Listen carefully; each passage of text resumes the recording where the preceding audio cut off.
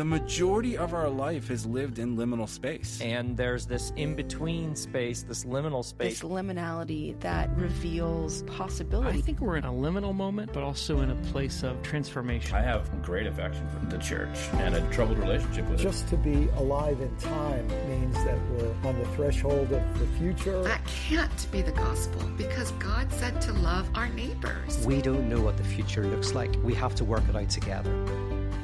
I like to open up with stories sometimes. Sometimes they're stories about history. Sometimes they're stories about me.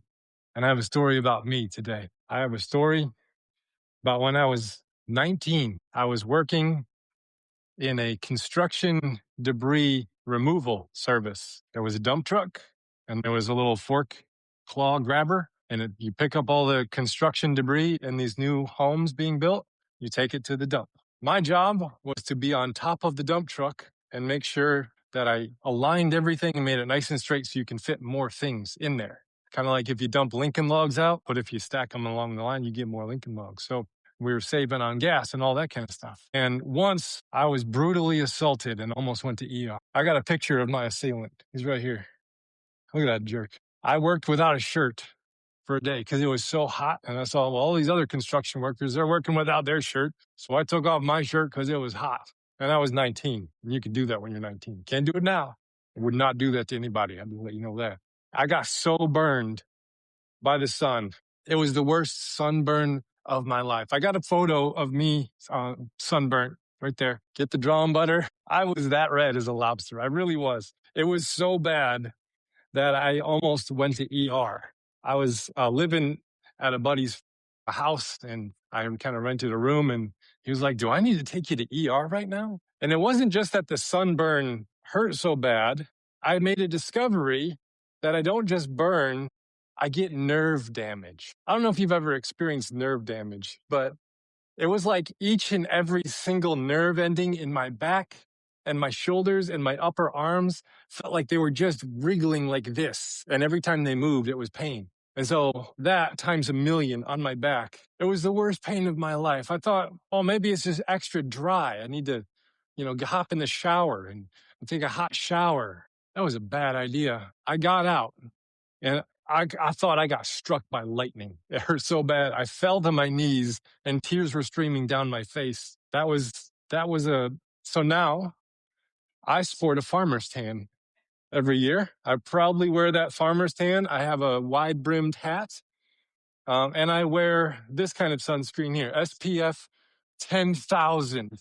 Okay, I may have added a couple zeros in a photo program, but I got to wear extra sunscreen because I'm a pasty white Irish guy, and I need all the support I can get from the sun. But I learned, not just that I get nerve damage, but I learned that just because you can't see something doesn't mean it's not affecting you. And there's a lot of light out in the sun produces light, and you go outside and the sun hits you, especially in the middle of winter, and you're like, it's so dull and dreary here in Michigan, and the sun comes out finally, and you're like, wow, it feels so good, doesn't it? Even if you're just in the house, you're like, it's too cold to go out still.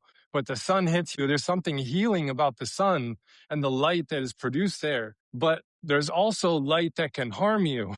And I found out those ultraviolet rays, those are the light beams that can hurt. And those are the ones you can't actually see. But they're some of the most powerful, all there is. And it made me nerd out a little bit about what exactly is light. We think about light as a source of a bright emission being put out by a lamp or a fire, an LED screen, something like that. It produces light, and it's an illumination, and then you can see. But light is actually radiation. Did you know that? Light is radiation that our eyes can interpret and tell our brain what shape and color and distance and height this object of mass is. That's what light is. Now, up here is a diagram of the entire light spectrum. All of the light that exists of the electromagnetic spectrum is up there. But the visible light that we can see is that teeny tiny little sliver up there that looks like a rainbow all the way up there. That's 300 nanometers wide. I don't know what a nanometer is, but it sounds small. So I had to look it up. And if you took this entire light spectrum and put it on a map, and the map was the entire Milky Way galaxy, not solar system, Milky Way galaxy, from one end to the other, and you put this light spectrum on a map, the part of the visible light spectrum that we could see would be the width of a single human hair. So we can't see a lot of light. Most of the light in all of creation is invisible to our eyes. Look at all the light you can't see. It's up there. There's lots and lots and lots of light that you can't see because it's either beyond our eyes' ability to detect it or underneath it. And so our eyes' ability to pick up what light is out there is very small. But just because you can't see it doesn't mean it's not affecting you, right? Like ultraviolet light is named because it's beyond the purple or violet spectrum that our eyes can see. But you will notice it if you use a black light. If anyone ever used a black light before, you can find all kind of fun and interesting stuff with the black light, from uranium glass to, what is that? All kinds of things, because there are certain things that'll reflect the ultraviolet light back. It'll put out a little bit of violet light, but then a whole lot of ultraviolet light, but not the kind that can actually burn you like the sun does. And then there's some of the sun's light is ultraviolet light. And this is what us white-skinned folks have to protect ourselves from when we go to the beach. We put the sunscreen on, and it kind of protects us. You know, sunscreen was invented in World War II to protect the soldiers out in the field. That's a fact I found out later on. And a sunburn is actually your immune response to the DNA damage done to your cells by the radiation that was hit on your skin. And all of that redness is blood rushing to the surface to repair it. When you weld something, there's ultraviolet light that is emitted from that welding torch, and you have to protect yourself from it. I have a friend who's a mechanic, and he said he wanted to do a weld real quick, just a little zip, zip under the car real quick. So he turned his eyes and dodged his face away. He had a sunburn on the side of his face for like a few days, just from a little, that was it. So this is light you can't see, but it does affect you. Above the UV rays are going to be X-rays, which you'll experience at the doctor's office if you have a broken bone or something. Gamma rays and cosmic radiation are beyond that one, but exposure to gamma rays is not going to turn you into the Incredible Hulk, contrary to popular belief. Actually, if you step into Chernobyl's basement, where they stashed the firefighter suits who put out the fires, they're still emitting 1,000 times as much gamma rays as the background radiation that we normally experience, and you will get a lethal dose in just a few minutes. Still, 30 years later. And then we have something on the backside of the light spectrum. We have ultraviolet, and that's beyond our ability to see. But then there's light that's underneath our ability to see. And the first one there is infrared. Maybe you've had experience with infrared. That's the nice glow of the feeling of warmth when you experience light. Like the sun baking your skin, that's not what burns you. It's the ultraviolet light burns you. The feeling of warmth is actually the infrared lights hitting you. The stove that cooks your breakfast, if you get close to it, right? If you get close to a flame or a bonfire and you feel the heat, you're feeling the infrared light that you can't see, but you're experiencing light. If you use night vision goggles ever, you're emitting infrared light out, and then you have a lens that can pick it up and then translate it into black, white, and gray for our eyes to see. If you've ever used a thermal camera that tends to see different, areas where your house is not insulated properly, it's throwing out and it's detecting all the heat coming out of something, and it assigns different temperatures, different colors, so you can see it, right? So those are different forms of light. That's all infrared light. And then beneath that is the microwaves that will help heat up your burrito, and somehow it never gets to the middle. It always leaves it frozen and cold. And then below that is the radar and radio waves and all the broadcast channels, which television is on. All of that is light. And it's all that light that we can't see, but it's light that we interact with. It's light that shapes our everyday. Technically, it's called the electromagnetic spectrum. But all of this light, you can't see it. I can't see the radio waves flying through the air. I can't see the X-rays cooking my burrito. We can't see most of the light that's out there. But there's a tiny sliver of light that we can see, and it's very practical that we can see it because it helps us get around when we need to, because we can detect where we are in the world. Now, the Sermon on the Mount is really hard for us to ingest and digest, and it's not very practical. Let's just be honest. It's not intuitive. It goes against our survival instincts as human beings. It's almost like it's a theology that we can't see. It doesn't make sense, but it's one that's going to affect us because it's going to be one that shapes the society we're in or shapes the environments we're found in. They'll either be shaped by something beautiful like the Sermon on the Mount, or they'll be shaped by something that's not so beautiful, that is human power systems. And so it's really hard for us to see the Sermon on the Mount for what it is because it's not so practical. It's not intuitive, and it goes against our very survival instincts, all of us. Our systems of belonging and behaving, our systems of progress and tradition, religious and political and economic powers are all built on different foundations than the one that Jesus lays out here. And it's much easier to just ignore this teaching of Jesus unless we can translate it into something that we can put our hands on and use. And growing up kind of a fundamentalist, I didn't really hear about the Beatitudes, but I certainly heard about Jesus' teachings on divorce. And that was wielded as a weapon. It's like, well, we understand this one. This is very clear. But blessed are the meek and blessed are the poor and blessed are the... let's just put that to the side. But we know this one, and Jesus' teachings on, like lust, or Jesus' teachings on all these different things in the Sermon on the Mount. We'll take the ones that make sense to us, that we can intuit, that we can get a handhold on, and then wield as a weapon instead of actually looking at it in its context. Because our human intuition says this doesn't make sense, this isn't practical, this won't work. But Jesus is doing something else entirely, something absolutely different. So we move from the nature of light to something a bit more practical, like planting seeds. It's probably close to planting seeds indoors for all you gardeners that like to plant your garden inside. It's getting close to that. When Jesus saw the crowds, he went up the mountain. And after he sat down, his disciples came to him and he began to speak. And he taught them something.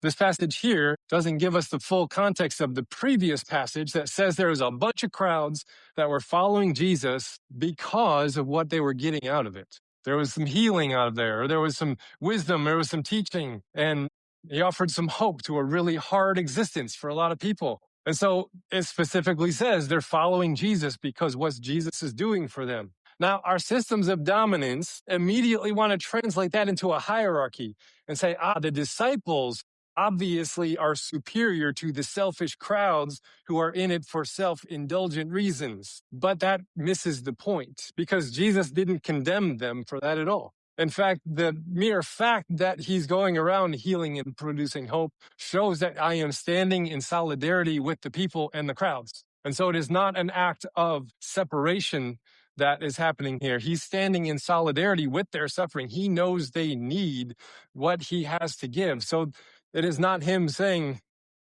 well, fine, I'll give you it this one time, but make sure you pull yourself up by your bootstraps next time. I mean, come on. Jesus doesn't say that.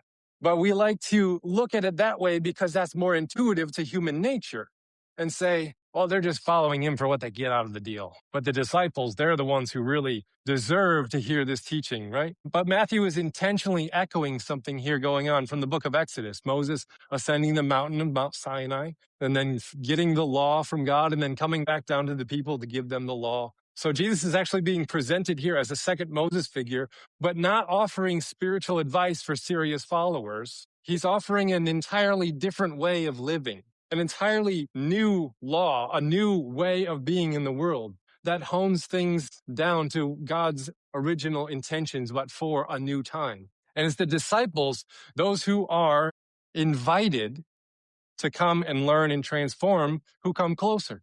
The disciples aren't more deserving than the crowds. They're the ones that have been specifically invited. That's all. They have responded to an invitation and said yes. They're not supposed to become some elite club of super spiritual folks, but to be the ones to bring the social transformation down to the crowds that need it desperately. So he's actually giving them a new imagination.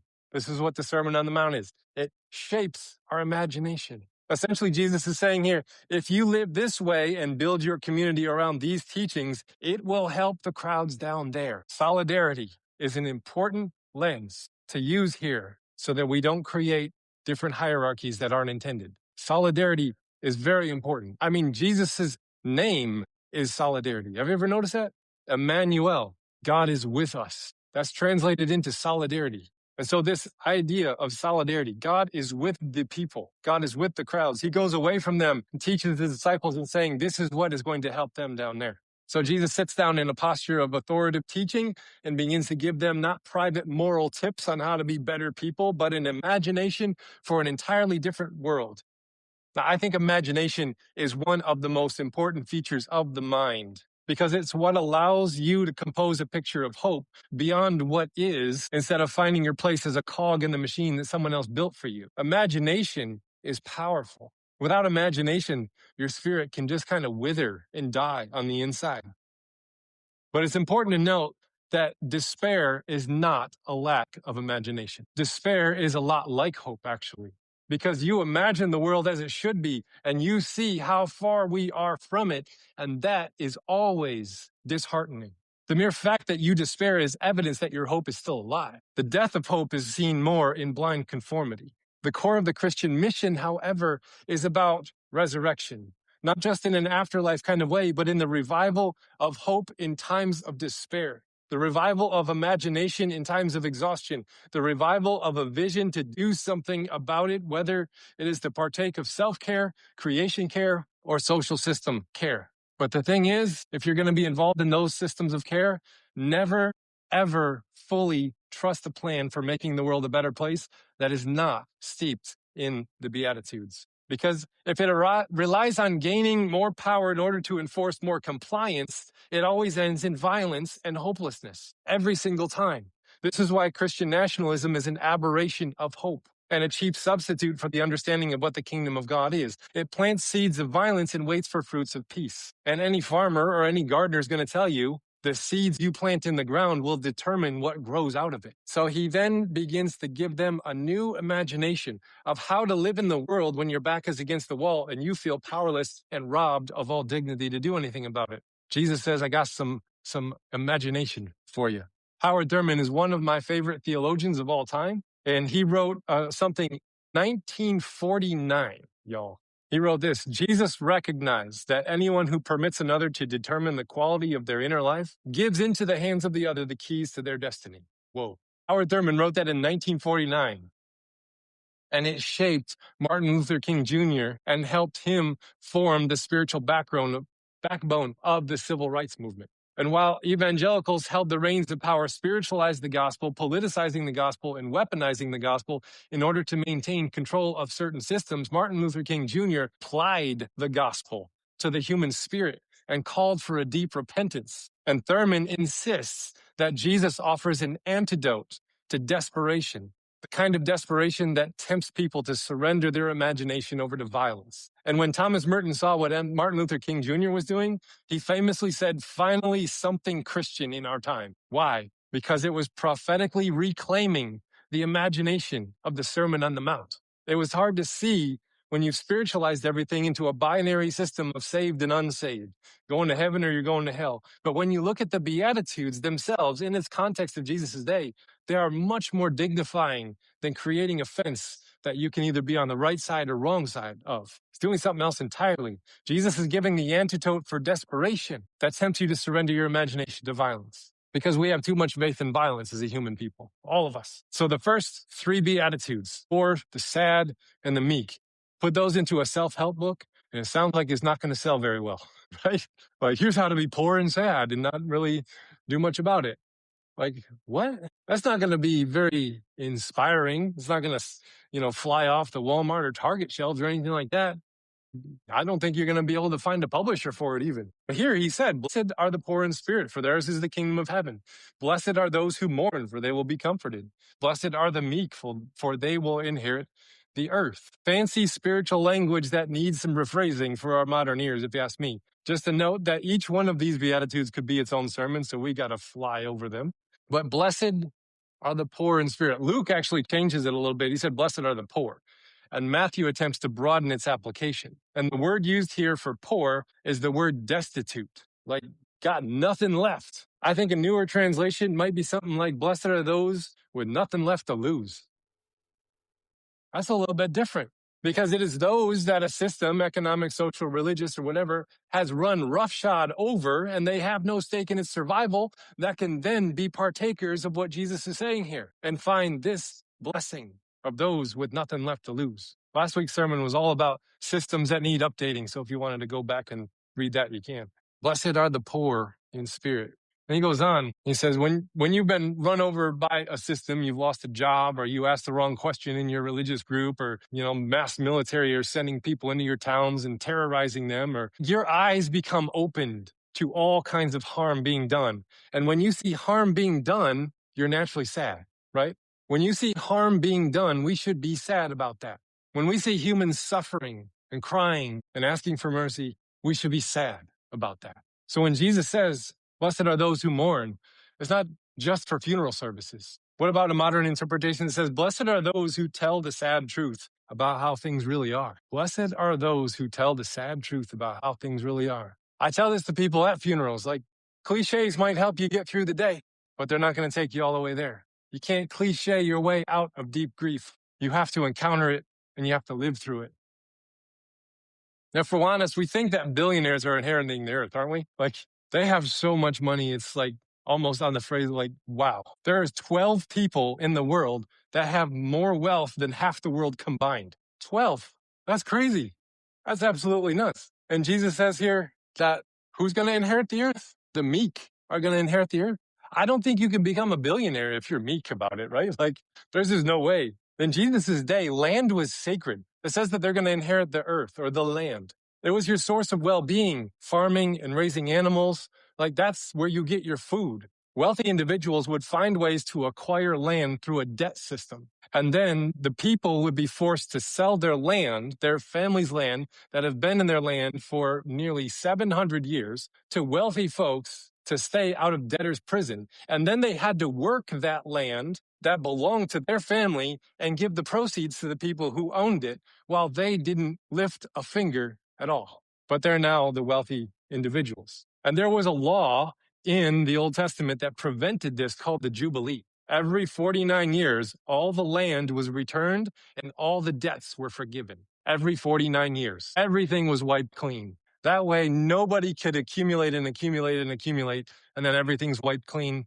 Everyone's back down to where they were. No debts. All land is given back. But there were some wealthy individuals that said, well, maybe we shouldn't do that one. Maybe not this time around. Let's wait till next time. And they actually never observed the Jubilee law. Not once in their entire history did they observe the Jubilee law.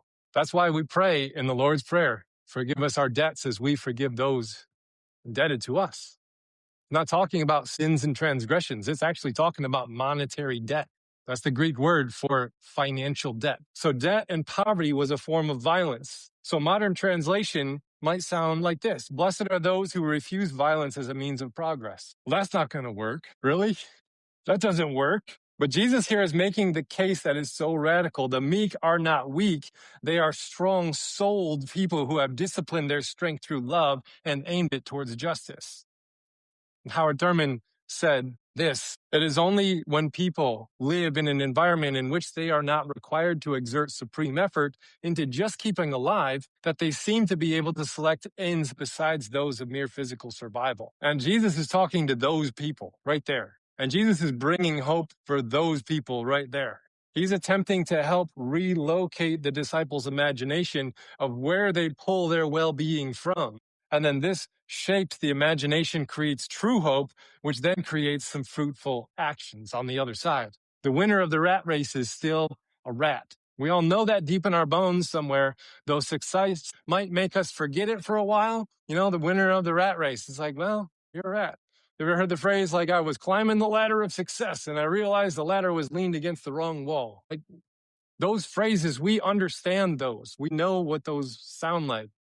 Blessed are those who see that clearly as an abuse of power, that humans, the whole world, and we refuse to be absorbed into a system that gains at the expense of another person. And instead, we adopt a gentleness and a strength that has been trained by love and aimed at justice. Jesus is saying those people will one day inherit the land. I don't know when and I don't know how, but that's Jesus' phrase. Those are Jesus' teachings right there. And I think the reason we don't really take them seriously is because they really don't work practically in the systems that we've built.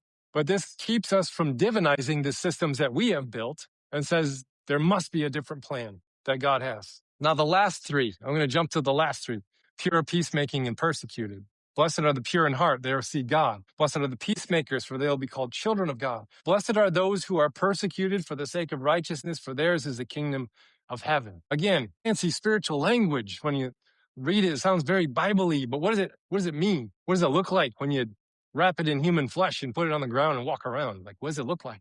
Blessed are the pure in heart is not a naive innocence that's blind to the ways of the world. It's someone who has seen clearly the ways of the world for what it is and refuses to adopt the imagination that says pride and greed and violence are the ways to bring about the kind of world we wish for. We all know this. But again, it's hard to make it work in human society. So a more modern translation of this one might be, blessed are those who can see the world without the filters of pride, fear, or greed. This is a well-informed innocence that makes a conscious choice for an alternative imagination, not a naive, not really seeing how the world works. And then blessed are the peacemakers. It's not the peacekeepers. Jesus is not saying blessed are those who don't rock the boat. A prophet's going to rock the boat when necessary. Jesus will turn over money changers in the temple and then get crucified for it. There is something else going on in this passage. He says that they will be called children of God. You can claim God as your parent. If God is a wrathful being who sometimes loves, then the children of that God will be wrathful people who sometimes love. Fundamentalists who spew anger, there you go. They think of God as primarily being wrathful and then loves a few people. But if God is a loving being whose wrath is actually an exercise of love against injustice, then the children of this kind of God will also mirror that. So a modern phrasing might sound like, blessed are those who refuse to mirror the world's violence through their faith. Now, there's a phrase I heard a few years back that said, if you're taking flack, you're over the target. And they interpret it as any pushback to their ideology means it must be an attack of Satan. So don't let this beatitude confuse you into that type of thinking. Righteousness is often interpreted as holy morality, which the specifics of that are going to change from time to time. But the word righteousness is actually synonymous for justice in the Bible. And kind of the modern church's obsession with spiritualizing everything in order to justify slavery and segregation and all that kind of stuff in our whole history made us turn a blind eye to justice. That then Martin Luther King Jr. actually brought it to our attention again as a modern day prophet. So this beatitude is blessed are those who refuse to export the cost of power accumulation to the marginalized. The large corporations that poison water and land and then tax the poor to pay up for its cleaning. That's not fair. The rich wage war and the poor have to go to war and give their lives for it. That's not fair. The boss buys a new Dodge Viper and the workers miss another pay raise. That's not fair. These folks in this beatitude refuse to outsource the expense of right living to those who have no choice but to pay it because of their position of poverty. Blessed are those who do the right thing at great cost to themselves. Howard Thurman, I have a longer quote from him. He says, the solution which Jesus found for himself and for Israel as they faced the hostility of the Roman world becomes the word and the work of redemption for all the cast down people in every generation and in every age. I mean this quite literally. I do not ignore the theological and metaphysical interpretation of the Christian doctrine of salvation, but the underprivileged everywhere have long since abandoned any hope that this type of salvation deals with the crucial issues by which their days are turned into despair without consolation. The basic fact that Christianity, as it was born in the mind of this Jewish teacher and thinker, appears as a technique of survival for the oppressed. At the center of the Beatitudes are two pillars holding everything out. Blessed are those who hunger and thirst for justice, and blessed are the merciful. The two centers that hold it all up, because justice without mercy becomes cruel retaliation, and mercy without justice becomes empty sentiment. The Psalms say that justice and mercy must kiss. And if you can see the world clearly, you should feel a hunger in your bones for things to be set right. I think most of us do. We might disagree on how to go about that, but if your vision for the world is not steeped in the Beatitudes, it's not going to get off the ground. If that hunger and thirst isn't tempered by mercy, you're just going to reflect the world's violence back into itself. So Jesus here offers a different light. That's hard to see. It's hard to ingest. It's hard to digest. It goes against all of our survival instincts. And you may not be able to pick up on it at first, but this is the light that changes everything. So to help us process it, there's a couple of reflection questions for us. Where am I being invited to see by a different light? Am I able to temper my hunger for justice with mercy? What cost am I willing to pay to see things set right? And a spiritual practice that you can try. At the end of the day, write out the things that brought you sorrow and the things that brought you gratitude. Keep a little bit of a journal at the end of the day. It doesn't have to be fancy. You can use your phone, you can use a piece of paper, legal pad, or fancy journal, whatever you do. But try to take an inventory throughout the week of the things that brought you sorrow and the things that brought you gratitude. And you don't have to try and make sense of either one of them. Just keep track.